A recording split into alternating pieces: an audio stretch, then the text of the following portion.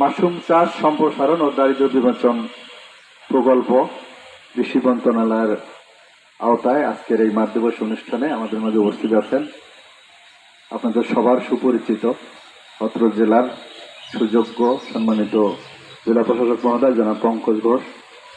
উপস্থিত আছেন আমার দপ্তরের জেলা প্রশিক্ষণ অফিসার অতিরিক্ত উপপরিচালক উদ্ভিদ সংরক্ষণ। আমরা ইউনিয়ন চেয়ারম্যানকে পাইনেও নিয়ে আজকে ব্যস্ত। আমাদের পাশে ইউনিয়নের প্রাক্তন চেয়ারম্যান সাহেব আছেন, আমার জেলার কৃষি প্রকৌশলী রয়েছেন, আমার উপসহকারী কৃষি কর্মকর্তা বৃন্দ, আর যাদের জন্য আসলে আজকের এই অনুষ্ঠানটা আমার প্রাণপ্রিয় কৃষক ভাই বোনেরা, আসসালামু আলাইকুম। আর হিন্দু ভাইদের প্রতি আদাব। আপনারা কিছুটা হলেও অবগত হলেন যে আসলে আমরা কোন বিষয়টা নিয়ে কথা বলছি। এখানে মাশরুম একটা ফসল, এটার আমরা একটা স্যাম্পল এখানে এনেছি আপনাদেরকে দেখানোর জন্য। এটা আসলে একটা সবজি।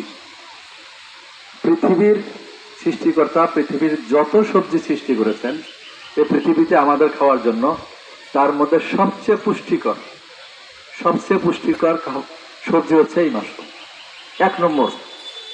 এরপরে আমরা কিন্তু এই সজিনার কথা বলি। এখন 1 নম্বর কেন বলা হলো, যে মানুষের পুষ্টির জন্য 6টা খাবার আমরা এর আগে জেনেছি, এখন কিন্তু একটা খাবার আবার যোগ হয়েছে, সেটা হলো আঁশ। আমরা জানি কার্বোহাইড্রেট, ভিটামিন, আমিষ, তারপরে কি চর্বি, পানি এবং খনিজ উপাদান, এই 6টা। এখন নতুন করে যোগ হয়েছে আঁশ, ফাইবার বলা হয়। এখন পৃথিবীর যত খাবার আছে তার মধ্যে এই সবজির মধ্যে কেন নিঃশ্রেষ্ঠ, সেটা হচ্ছে এর মধ্যে প্রোটিনের পার্সেন্টেজ, আমিষের পার্সেন্টেজ সকল সবজির চেয়ে, সকল খাবারের চেয়ে বেশি। তাহলে আমরা আমিষ কেন খাই? যে আমাদের বাচ্চাদের দৈহিক বৃদ্ধির জন্য, মেধা তৈরির জন্য, তারপর বয়স হলে শরীরের প্রোটিন ক্ষয় হয়ে যায় প্রতিদিন, তখন বয়স্ক মানুষ হাঁটতে পারে না, চলতে পারে না। আমাদের মা বোনদের অনেক সমস্যা থাকে, কোমরের ক্ষয় হয়ে যায়, তাদের ভিটামিনের অনেক ঘাটতি আছে, আমিষের ঘাটতি আছে। এই যে সমস্যার মধ্যে আমরা এখনো সারা দেশে 57% মানুষ অপুষ্টিতে ভুগছি, যার ফলে বর্তমান কৃষি বান্ধব সরকারের এখনকার টার্গেটই হলো যে পুষ্টিতে নিরাপত্তা দিতে হবে। আমরা খাদ্যের নিরাপত্তায় আমরা পেয়েছি, সমস্যা নেই, খাদ্য কোনো সংকট না, কিন্তু আমার এখন সমস্যা হচ্ছে পুষ্টির সমস্যা। দেখছি মানুষের পুষ্টির অভাবে থাকে। তাহলে আমাকে পুষ্টি কোথায় পাওয়া যায়? আমার কৃষক ভাই সহজে পুষ্টি কোথায় পেতে পারে, কোথায় আমিষ সহজে পাওয়া যাবে, এগুলোর দিকে কৃষি মন্ত্রণালয়, কৃষি বিভাগ সরকারের নির্দেশনায় কাজ করছে। এবং আমরা সাধারণত খাই কার্বোহাইড্রেট বা শর্করা, আমরা সেটা খাই ভাতের মাধ্যমে, রুটির মাধ্যমে। তাহলে এই যে মাশরুমের মধ্যে কার্বোহাইড্রেট পরিমাণ এত কম, মাত্র 100 গ্রাম শুকনা মাশরুমে থাকে 4 থেকে 5 ভাগ কার্বোহাইড্রেট, নাই বললেই চলে। আর ভাতের মধ্যে পুরোটাই তো কার্বোহাইড্রেট। অন্যান্য সবজির মধ্যে যেমন লাউয়ের মধ্যে প্রচুর কার্বোহাইড্রেট, আমরা আলু সবজি না, কিন্তু আলুকে সবজি হিসেবে বের করি, সেটা পুরোটাই কার্বোহাইড্রেট, অন্য পুষ্টি উপাদান কম থাকে। তারপরে আমার ভিটামিন ও খনিজ উপাদান পর্যাপ্ত আছে এই পুষ্টি এর মধ্যে। এখন ধরেন যে একটা ডিমের মধ্যে 13% আমিষ থাকে, মাছে থাকে 20 থেকে 22 ভাগ, মাংসে সর্বোচ্চ 25 থাকে, কিন্তু এটা হলো 25 থেকে 35% পর্যন্ত আমিষ থাকে। আবার এই আমিষের মধ্যে আরেকটা গুরুত্বপূর্ণ জিনিস আছে, সেটাকে বলা হয় অ্যামাইনো অ্যাসিড। এই অ্যামাইনো অ্যাসিড আমাদের শরীরের জন্য আমিষের মাধ্যমে পায়। সেই আমাদের 16টা এসেনশিয়াল অ্যামাইনো অ্যাসিড, তার মধ্যে 9টাই এর মধ্যে উপস্থিত। এটা ক্যান্সার প্রতিরোধী হিসেবে কাজ করে। একটা মাশরুম আছে গ্যানোডার্মা, এটা কালারফুল, হলুদ কালারের, কমলা কালারের, এটা ট্যাবলেট হিসেবে, গুঁড়া হিসেবে বাজারে অনেক রোগীকে সুস্থ আছেন। এই মাশরুমের উপরে আমাদের 2জন ডাক্তার পিএইচডি করেছেন। তারা একটা কথা বলেছে, মাশরুমের যে প্রোটিন বা আমিষটা, এটা হলো সর্বোৎকৃষ্ট। আমরা কেন বলি যে এটার মধ্যে ক্ষতিকর কোনো আমিষের কোনো অংশ নেই। এবং পবিত্র কোরআনের, উনি বলল সূরা বাকারার 57 নম্বর আয়াতে, মান্না ওয়া সালাওয়া, অর্থাৎ এই মান্নাটাই হচ্ছে এই হলো মাশরুম, যেটা আমাদের মুসা নবী যখন বিপদে পড়েছিল, তো আল্লাহ বলছে দেখো পাহাড়ে এক ধরনের আছে, মান্না আছে, তুমি ওটা খেয়ে জীবন ধারণ করো। তার মানে দেখেন কত বছর আগে ঠিক একইভাবে আমাদের অন্যান্য ধর্মের গ্রন্থের মধ্যেও কিন্তু এই কথাগুলোই বলা আছে যে এটা উৎকৃষ্ট সবজি, হালাল সবজি, পৃথিবীর মধ্যে সর্বোৎকৃষ্ট সবজি।